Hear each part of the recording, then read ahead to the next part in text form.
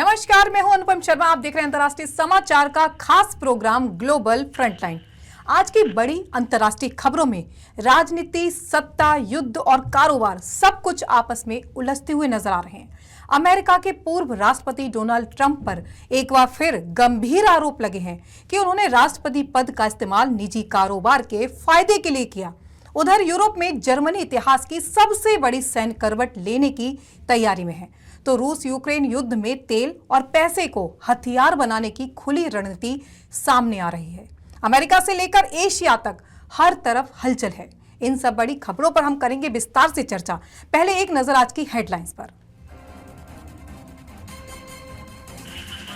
Trump की संपत्ति में एक साल में 12,800 करोड़ का उछाल। भारत में 8 रियल एस्टेट प्रोजेक्ट्स पद का निजी फायदा लेने का आरोप। हिटलर के बाद पहली बार जर्मनी सेना को महाशक्ति बनाने में जुटा। युवाओं को 2 लाख महीने का ऑफर। पुतिन ने क्रेमलिन में ट्रंप के वरिष्ठ सहयोगियों से की गोपनीय बैठक। अमेरिका रूस संबंध और व्यापारिक सौदों पर छाया सवाल।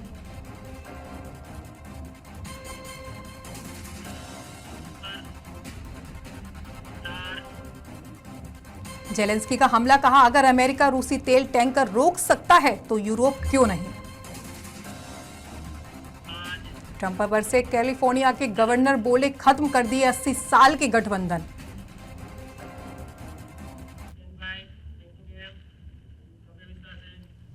खबरें अब विस्तार से। अमेरिका के पूर्व राष्ट्रपति डोनाल्ड ट्रंप एक बार फिर विवादों में हैं। एक नई रिपोर्ट में दावा किया गया है कि ट्रंप ने राष्ट्रपति पद का इस्तेमाल अपनी फैमिली बिजनेस को बढ़ाने के लिए किया।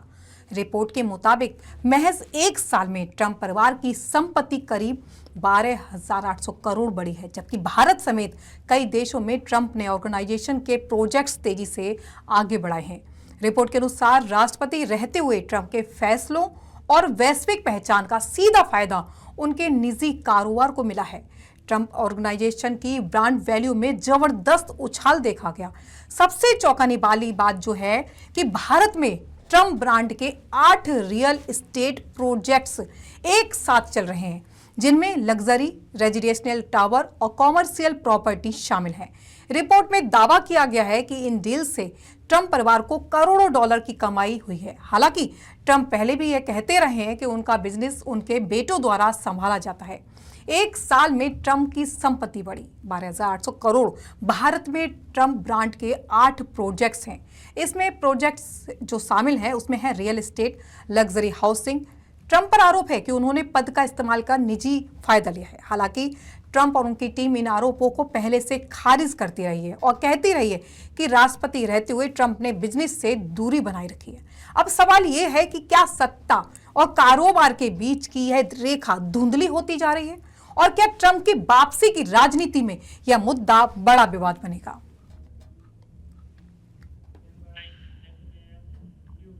हिटलर के बाद पहली बार जर्मनी खुलकर अपनी सेना को महाशक्ति बनाने में जुट गया है। युवाओं को 2 लाख रुपए महीने का ऑफर दिया गया है ताकि वर्दी पहनने वालों की संख्या तेजी से बढ़े।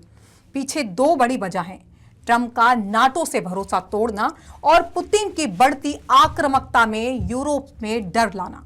सवाल यह है, क्या जर्मनी इतिहास की सबसे खतरनाक करवट लेने जा रहा है, और क्या दुनिया एक नए सैन्य युग की ओर बढ़ रही है? देखिए हमारे इस पर खास रिपोर्ट।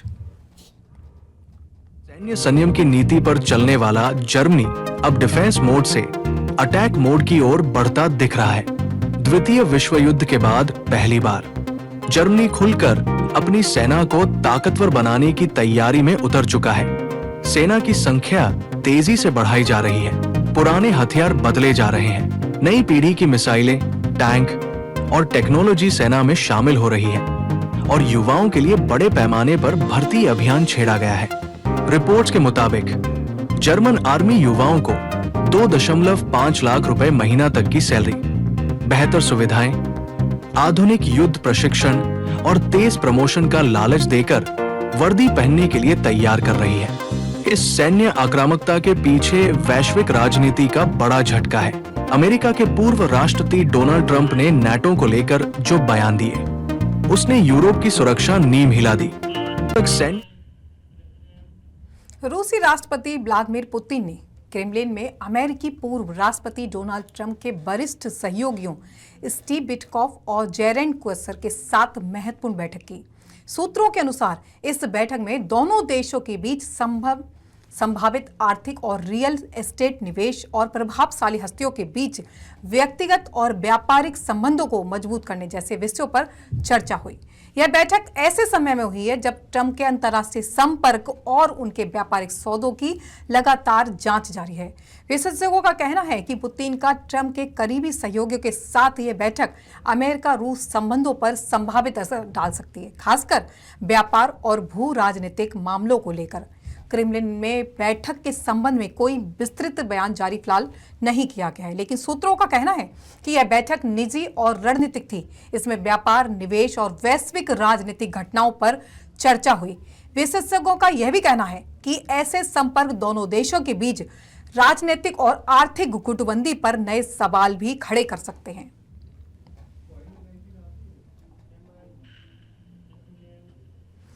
जेलेंस्की ने रूस और पश्चिमी देशों को लेकर एक अहम बयान दिया है। जेलेंस्की ने कहा कि अगर अमेरिका रूसी तेल टैंकर रोक सकता है तो यूरोप भी ऐसा क्यों नहीं कर रहा। उनका मानना है कि रूसी राष्ट्रपति पुतिन के पास पैसा खत्म होगा तो युद्ध भी थम जाएगा। राष्ट्रपति जेलेंस्की ने हाल ही में मीडिया से बात करते हुए कहा कि रूस की आर्थिक ताकत और तेल से होने वाली आमदनी इस युद्ध को बनाए रखने में सबसे बड़ी भूमिका निभा रही है। जेलेंस्की ने स्पष्ट किया कि अगर अमेरिका रूसी तेल टैंकरों पर रोक लगा सकता है तो यूरोप के देशों के पास वही क्षमता है और इस कदम से रूस की वित्तीय शक्ति कमजोर हो सकती है। उनका कहना था कि रूस की वित्तीय स्थिति युद्ध के परिणाम को सीधे प्रभावित कर रही है। पुतिन के पास पैसा खत्म होगा तो हथियारों और सैनिकों की सप्लाई कम होगी और युद्ध की गति धीमी पड़ जाएगी। जेलेंस्की ने पश्चिम देशों से आग्रह किया है कि रूस की आर्थिक और तेल आपूर्ति पर दबाव बढ़ाया जाए ताकि यूक्रेन में चल रहे संघर्ष को जल्द से जल्द समाप्त किया जा सके। विशेषज्ञों का कहना है कि जेलेंस्की की यह टिप्पणी युद्ध के आर्थिक पहलू और पुतिन की कमजोरियों को उजागर करती है। साथ ही यह यूरोप के लिए भी सवाल खड़ा करती है, क्या यूरोपीय देशों को अमेरिका की तरह कठोर आर्थिक कदम उठाने चाहिए। हालांकि यूरोप के देश इस पर गंभीर विचार कर रहे हैं, लेकिन ऊर्जा और व्यापारिक निर्भरता के कारण तेल पूरी तरह रोक लगाने में जटिलताएं आ रही हैं।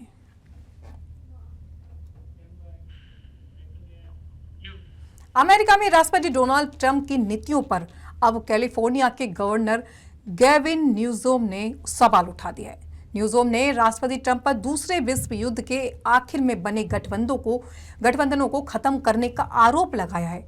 गवर्नर ने कहा कि अमेरिका कुछ ही महीनों में पहचानने लायक नहीं रहेगा। न्यूसोम कई मौकों पर राष्ट्रपति ट्रंप की आलोचना कर चुके हैं। आपको बता दें कि विपक्ष के बड़े नेता हैं न्यूसोम। कैलिफोर्निया के गवर्नर गैविन न्यूसोम अमेरिका में विपक्ष के बड़े नेता हैं और 2028 में राष्ट्रपति पद के संभावित उम्मीदवार माने जाते हैं। उन्होंने यूरोपीय नेताओं से हिम्मत दिखाने और ग्रीनलैंड पर कब्जा करने की ट्रंप की कोशिश का बहुत सख्ती से विरोध करने का आग्रह किया था। न्यूसोम ने अपने भाषण में कहा कि 80 से ज्यादा सालों के गठबंधन को तोड़ना एक अजीब बात है। उन्होंने कहा, भरोसा और संगठन बनाने में दशकों लग जाते हैं, इसे खत्म करने में या ट्वीट करने में घंटे या मिनट ही लगते हैं। न्यूसोम ने कहा, विनाश ताकत नहीं है, ट्रंप प्रशासन कमजोर है, जो ताकत के रूप में छिपी हुई चीज को नहीं समझ रहा है। न्यूसोम ने ट्रंप प्रशासन पर अमेरिका में लोगों से आजादी छीनने का भी आरोप लगाया। उन्होंने बड़े पैमाने पर लोगों को देश से निकालने की कोशिशों का हवाला भी दिया। उन्होंने ट्रंप प्रशासन को तानाशाही प्रवृत्ति वाला व्यक्ति और बताया।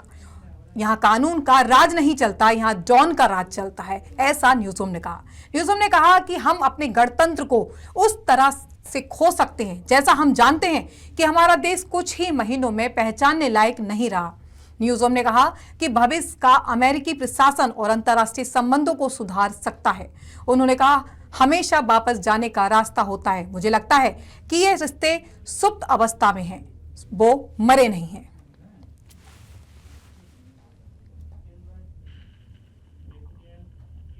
अब खबर भारत के पड़ोस से है।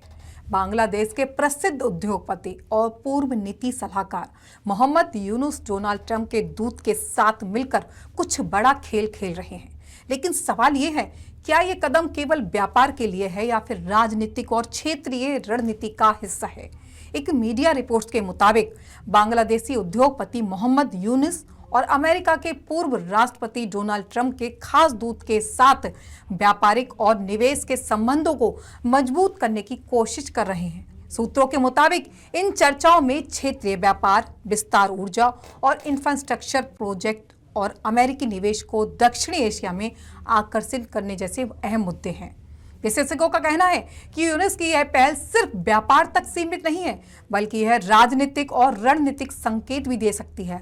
भारत के पड़ोसी देशों में यह कदम अमेरिकी प्रभाव और क्षेत्रीय शक्ति संतुलन के दृष्टिकोण से भी महत्वपूर्ण मानी जा रही है।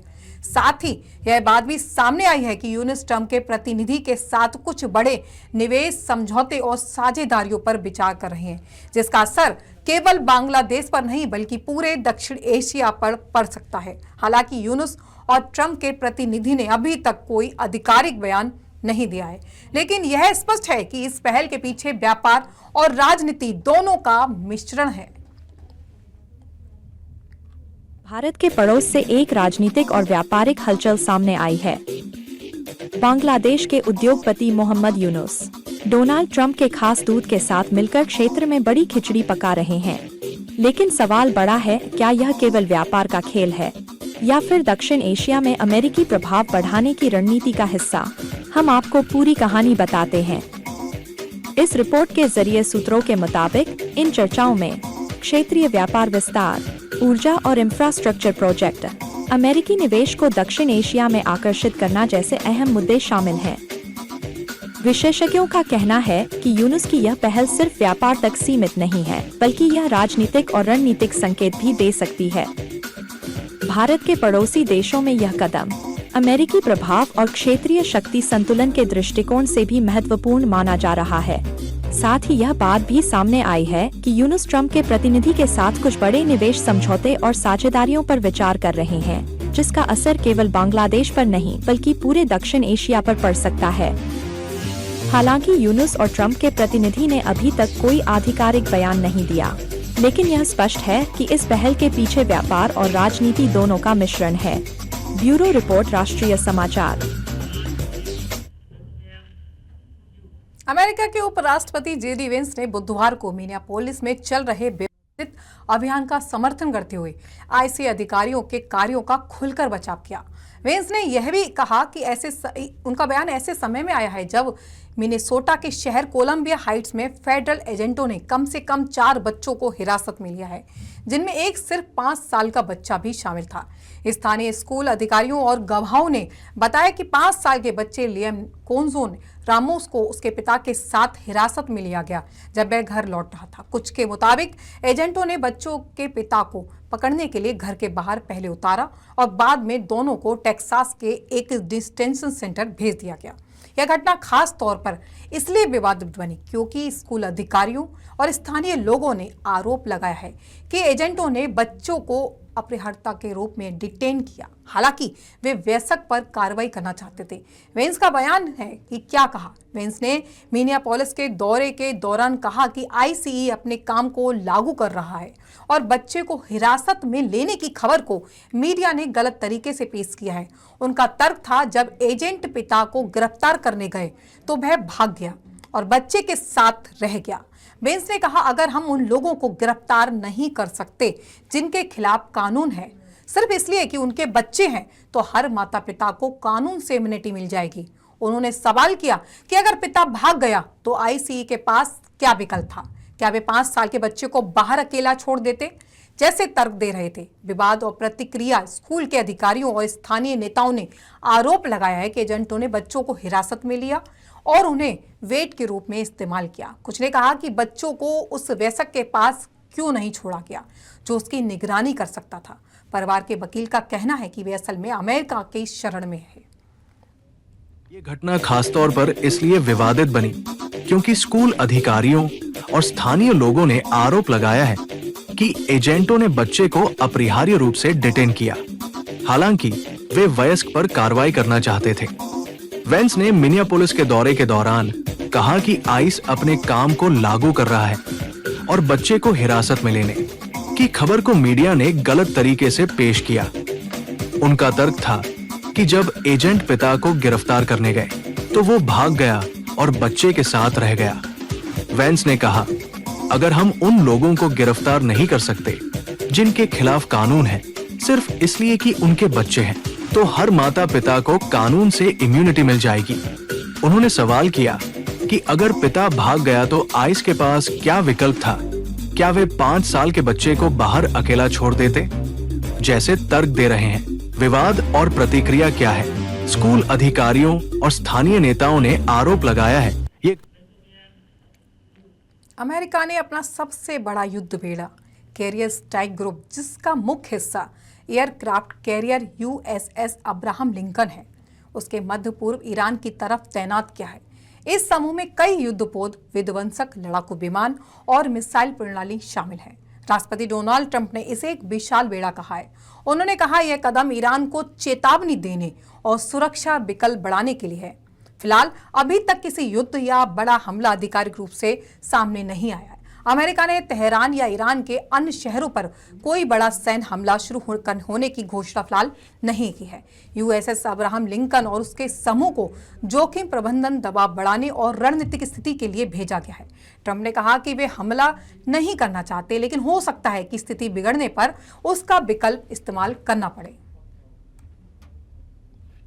है कि आखिर क्यों भेजा गया ये शक्तिशाली बेड़ा?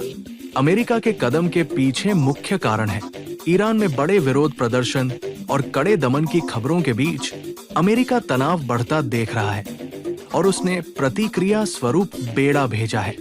ये बेड़ा तकनीकी रूप से बेहद शक्तिशाली है। इसमें हजारों सैनिक, लड़ाकू विमान, F-35, FA-18, टोमाहॉक मिसाइलें और एयर डिफेंस सिस्टम शामिल है। इतना बल किसी भी बड़े लक्ष्य पर हमला करने की क्षमता रखता है, लेकिन इसे फिलहाल एक रणनीतिक संकेत और डिटेरेंस, दबाव के लिए रखा गया है। बेड़ा मध्य पूर्व और होर्मुज जलडम भूमध्य सहित समुद्री मार्गों में सुरक्षा बनाए रखने में भी एक भूमिका निभा सकता है।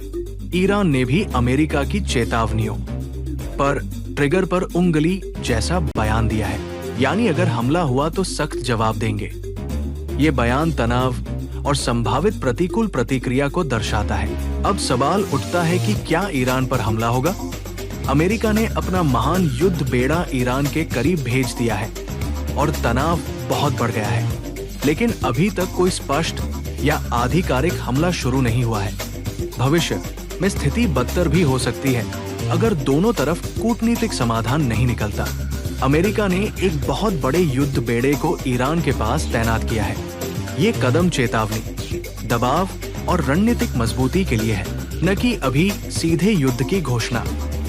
ईरान ने भी कड़े जवाब की चेतावनी दी है। इस समय कोई फाइनल युद्ध या बड़ा हमला शुरू नहीं हुआ है, लेकिन तनाव अधिक है और भू राजनीतिक हालात संवेदनशील बने हैं। अब देखना होगा कि आगे क्या हालात बनते हैं। सभी देशों की नजर फिलहाल टिकी हुई है। ब्यूरो रिपोर्ट, राष्ट्रीय समाचार।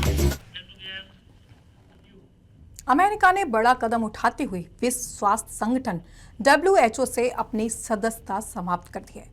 अमेरिकी स्वास्थ्य एवं मानव सेवा विभाग HHS और विदेश विभाग ने संयुक्त रूप से इसे लेकर आधिकारिक घोषणा की है।